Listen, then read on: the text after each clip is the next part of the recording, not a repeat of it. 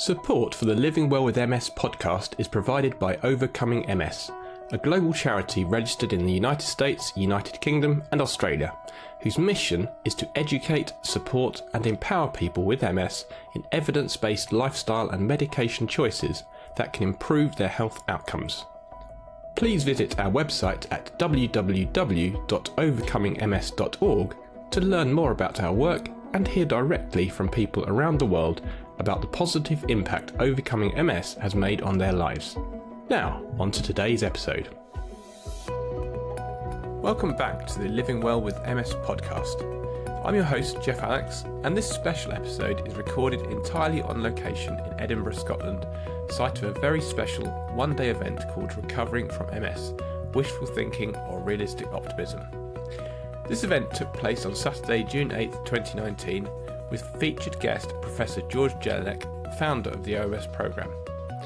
Among the 400 plus attendees joining George were numerous OMS facilitators, neurologists and other health professionals, as well as hundreds of people from around the world who are on the OMS programme, myself included. It was a very special day indeed, so I decided to take my mic on the road and have some impromptu chats with some of the many fascinating people in attendance, including Professor Jelinek. I hope you gain as much from the snippets of some of these candid conversations as I did. I'm here with Phil Startin, who is a frequent facilitator at OMS events and who lives in Scotland. Phil is distinct in many ways, including his deep expertise in mindfulness.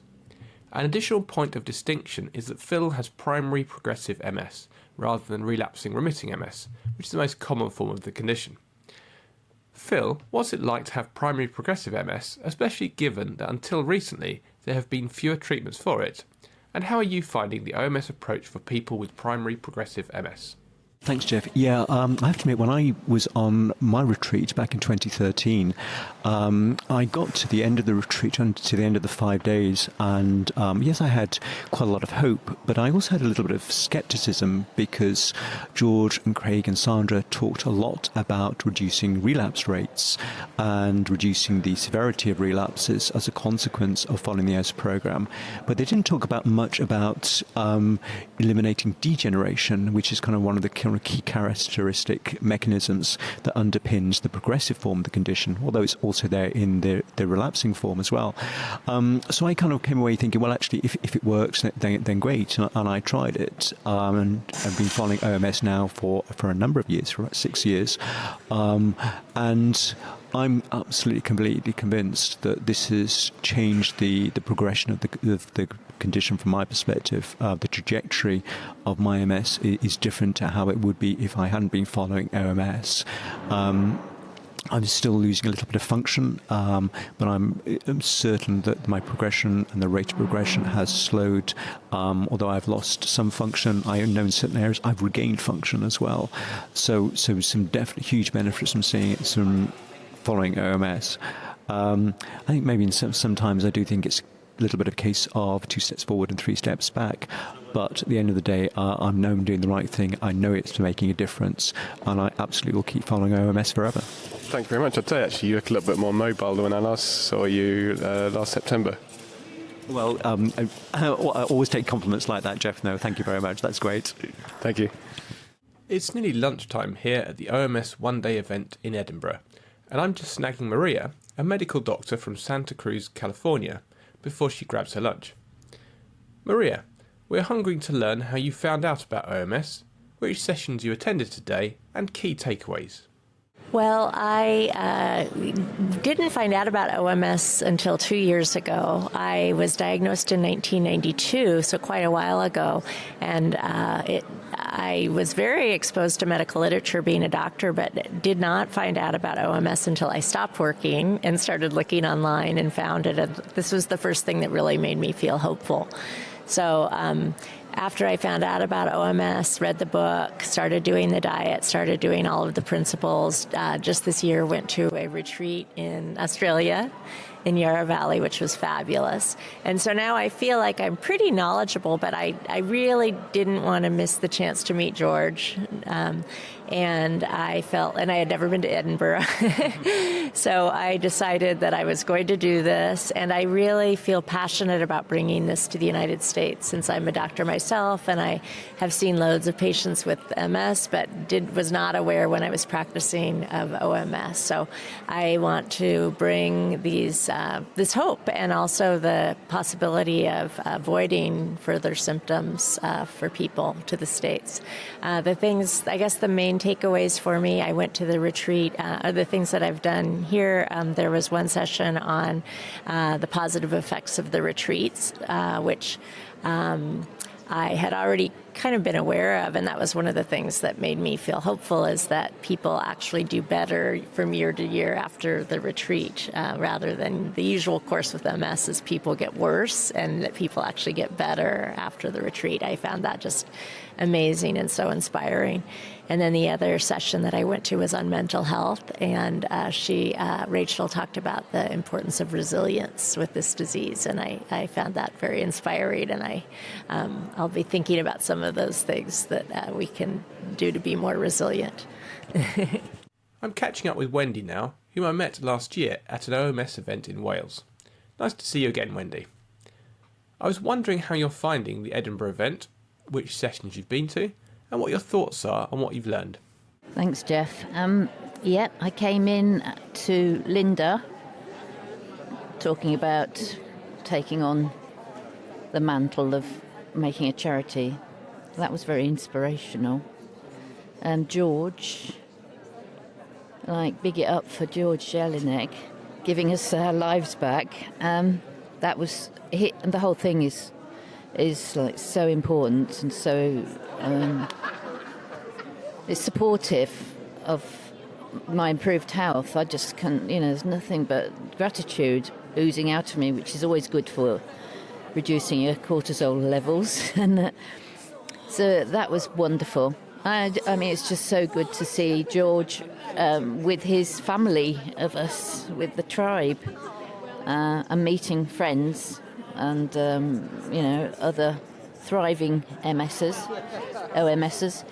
My breakout sessions were, the first one was with Dr. Stuart White, which was preventing MS, and that's so important, and it's difficult to get your children, your sisters, to keep taking the vitamin D and reducing the saturated fat, and it was very truthful and down to earth. That it's not, they don't just do what you say, or we don't just do what we know is good for us. But yeah, lots of encouragement and inspiration that it's easy, really, and it's yummy. And then my other breakout session so far was with Rachel Hunter, is it? Yeah. Beautiful. Just so beautiful. So honest, so authentic, talking about her experience, and even as a clinical psychologist, not being able to talk herself out of being devastated by her diagnosis, but realising that way, is not a good way to be devastated, but that we can adapt and be resilient and find ways to ride this invasion in our lives. Yeah. So there's an image of a tree blown so that it's at a 45-degree angle. It's strong, it's rooted, but it's adapted to the wind. And yeah, so far so bloody gorgeous. Thank you very much. I'll have some more. Thanks. And then, oh yes, Craig. Yeah. Craig was talking about mindfulness and, and neuroplasticity and epigenetics and all those wonderful things, which, it's just, there's no limit to the possibilities. I think we're like building a superhuman race here, not only helping ourselves manage MS, but just the sky's the limit, really. Yeah. Okay. Feeling positive. Brilliant. Thank you very much for that. So I'm talking now to Linda Bloom, who's the chair of the Overcoming MS charity. And I just wanted to ask you what inspired you to form the charity. So Professor Jelinek, obviously, we've heard from, and he came up with the science behind it. But what inspired you to actually start the charity of Overcoming MS? Thanks, Geoff, and thanks so much for doing this podcast. It's fantastic, and we've loved hearing the different episodes.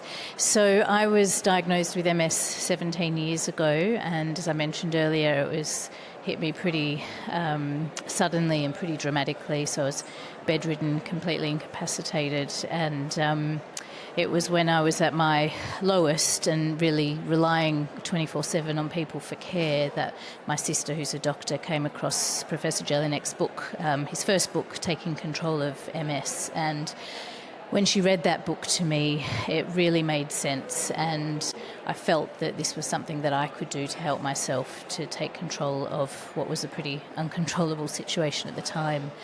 So I started following the 7 steps and gradually over time started getting better. Continued to get better, haven't had a relapse now. It's been 17 years, and in fact my last scan showed that I no longer have any lesions on my MRI. So it was very exciting. But when I moved to the UK about 12 years ago now, I started wondering if people here knew about OMS. It was fairly well established in Australia, which is where I'm from. And after speaking to people, realised that no one had heard about OMS, no one heard about Professor Jelinek, no one really knew anything about lifestyle-based interventions. And I went home one day after an MS Society event and after asking people there if they knew about it, and had this sort of epiphany moment where I realised that if people didn't know about it, then I needed to do something to change that. And it was a really strong feeling that actually if I knew about this information and I knew other people in Australia knew about this information and I didn't share it, then it was actually being really negligent, I felt. And so I felt this kind of responsibility to share the science and the information behind the OMS program. So had no idea how to do that or how to go about it, but decided over time to set up a charity, and slowly we started running events, and George came over for the first event that we ran in Brighton back in 2012, I think, or 13. And it's just grown from there, and it's been incredible and humbling and exciting to see how the charity's taken off, how many people have benefited, and the amazing team of people we have now spreading the message about OMS and that recovery is possible. Okay.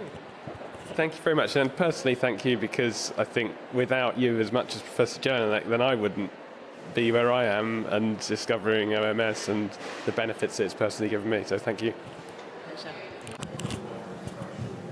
Right, I'm now with Steve, who's actually a partner of someone with MS. So I wanted to ask how you found the Overcoming MS protocol for a partner of someone with MS and how it's affected you and your family, and also because you've also been here for today's event, any key takeaways from today? I think the main thing really for me as a partner with somebody with MS is that we found the program maybe 3-4 years ago, coming on 3-4 years ago. And I think what it gave me really was somebody fighting in my corner while I was watching my partner, fight the illness herself. Up until then, we were just a team together doing the best we could. But I think when the OMS program came along, what we found is we had a sense of direction, a sense of purpose, and some hope and optimism. And, over the years, that's proved to be correct. As far as today's events have gone, I think it's just reinforced the view that, this is a bloody good thing to be part of. And that if it could reach out maybe to more partner supporters as well, I think that would be a good thing overall for the program and for people with MS. Thanks very much for that. Thank you. Right, we're coming to the end of the day now, and I've just met Nora, who's someone following the OMS program from Germany. And I just wanted to ask, what sessions you've been to today, how you found the sessions today, and how you found the OMS program.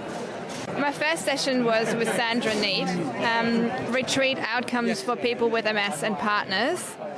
And the other one was newly diagnosed, where to start diet and nutrition with Sam Josephs. And I really enjoyed both sessions.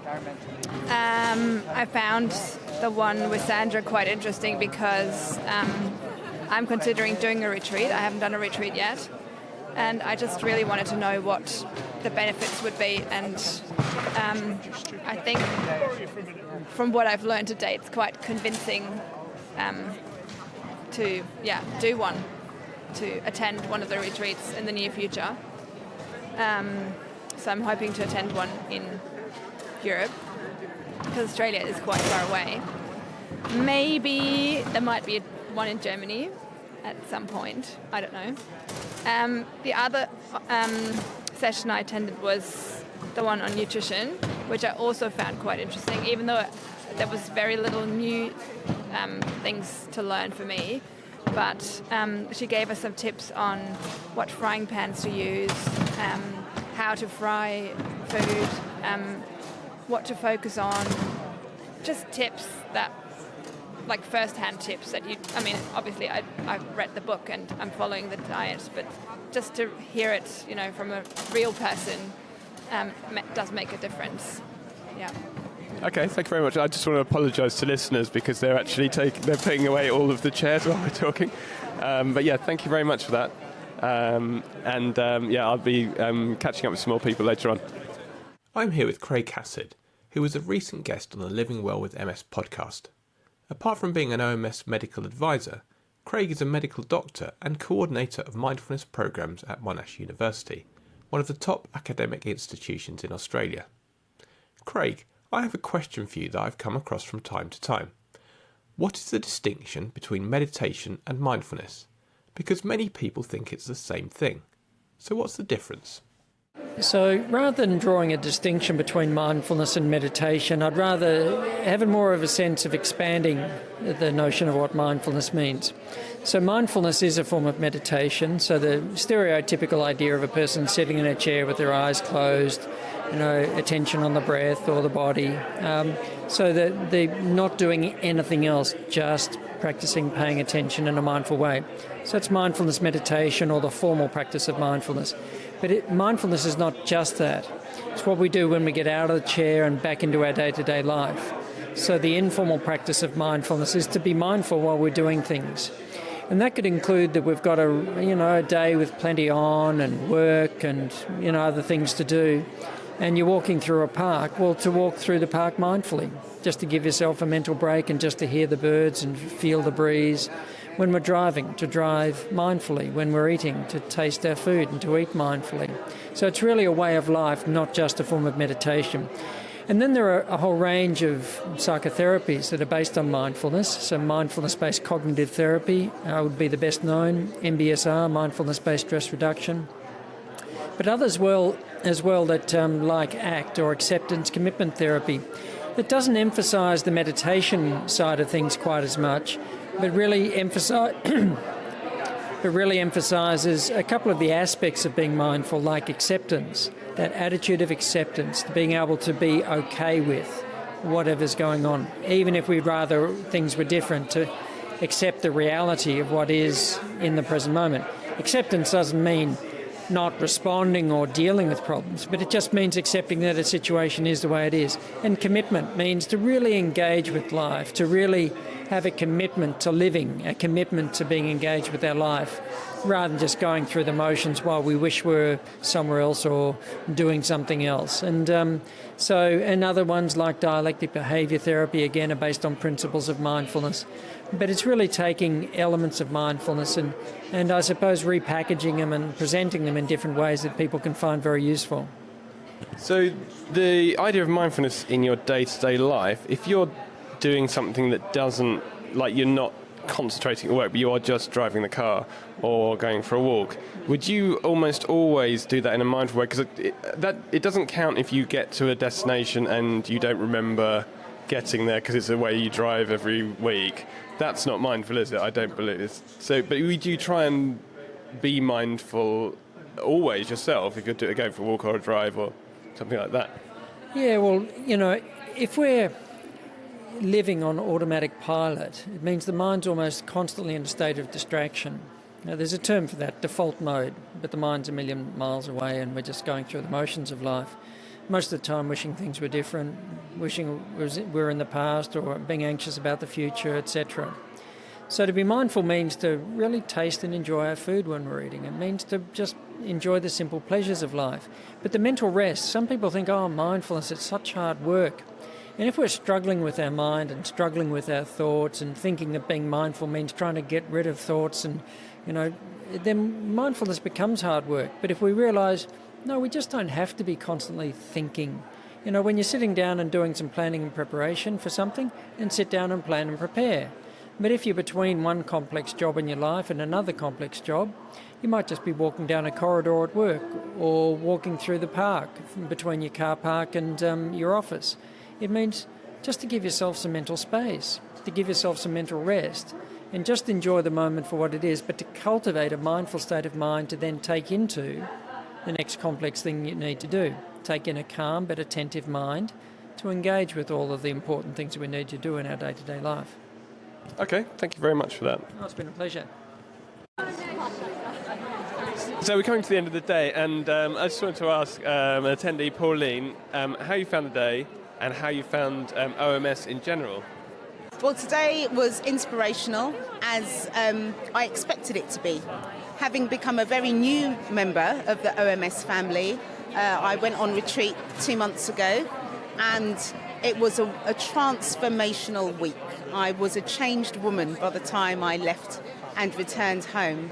And today just provided more of that energy, of inspiration, of hope, and of love for this amazing OMS family. We've come to the end of the day, and it's been a long yet amazing one at that.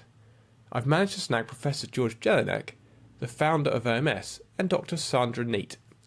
George, I understand this may be your last appearance in the UK on behalf of OMS. Can you please tell us more about handing over the reins? Well, it's been a pretty deeply personal journey for me today. I've taken the last 3 to 5 years really trying to move the organisation of OMS away from any kind of dependence on one individual, which in this case was me. And I always sensed that was somewhat unhealthy and wouldn't stand the organisation in good stead long term. That it needed more people to be representing the organisation. It needed a better mix of ideas. It needed youth. It needed enthusiasm. I've stepped down as head of the NEU in the last 12 months, and Sandra is now the head.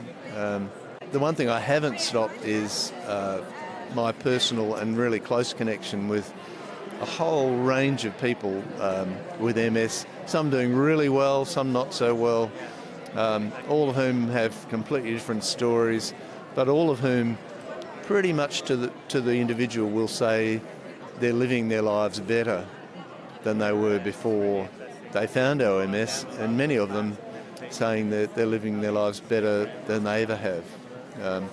And for me, that's the culmination of all this work, that I have an enormous sense that something really positive and useful and helpful has been done for people with MS. And for me, that the inspiration was always wanting to see that people didn't suffer the way that my mother did with the illness. So I kind of feel like I've completed a bit of a circle, and today closes that circle. And thank you very much. I'd just like to say that a lot of people just now have thanked you as well, and I'd like to personally thank you. I know that people listening to the podcast might think I thanked you quite recently, but in the real world that was about a year ago, so there was a long delay between recording and going out. So I think everyone here would like to thank you for spreading that message that you discovered and not keeping it to yourself. Hi Sandra, and nice to meet you. So, as the new head of the neuroepidemiology unit at the University of Melbourne, what's in store for the work you're heading up there? There is a continuation. A large part of our work is still continuing on with the HOLISM project and following the participants in the HOLISM project through to 2.5, 5 years and ultimately beyond that. So there's a lot of work to still be done looking at the data from the participants in the HOLISM study into the future. We're also continuing on with our partners' work, and we're hoping to expand some of our qualitative research into talking to people with MS themselves about their experiences of lifestyle modification, etc. And one of our big projects is focusing around the development of an online intervention, so what we call the MS online course, which is being principally developed by our PhD student Will Bevans as his project for his PhD, with the support from the rest of the unit. And we're hoping that because the retreats are such time and resource intensive undertakings, that somehow the magic of what happens at the retreats can be translated into an online course for people, that so that the reach is greater, and that many more people can experience the retreat type of experience without having to, using the online modality. So that's an attempt of ours to move into the future, and so that's a big project that we're undertaking too. We've got other things on the go as well, but they're the main focuses of the NEU into the future. So. Thank you very much, and thank you for coming around the world from Melbourne to Edinburgh to facilitate this. Thank you. With that, I'm going to close out what's been a long, exhilarating and enlightening day with Professor Jelinek, a dedicated team of OMS facilitators, and many members of the OMS community from around the world who've gathered here in Edinburgh to share their stories and learn more about what's in their power that they can do in order to overcome MS. With that, I would like to thank you all for listening to this episode of Living Well with MS. Remember that there is a wealth of information at overcomingms.org, including show notes and an archive of all Living Well with MS episodes. Once again, that's overcomingms.org.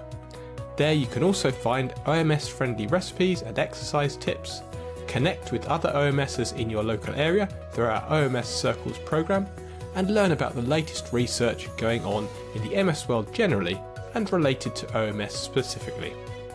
I encourage you to register on the site and stay informed about the latest news and updates.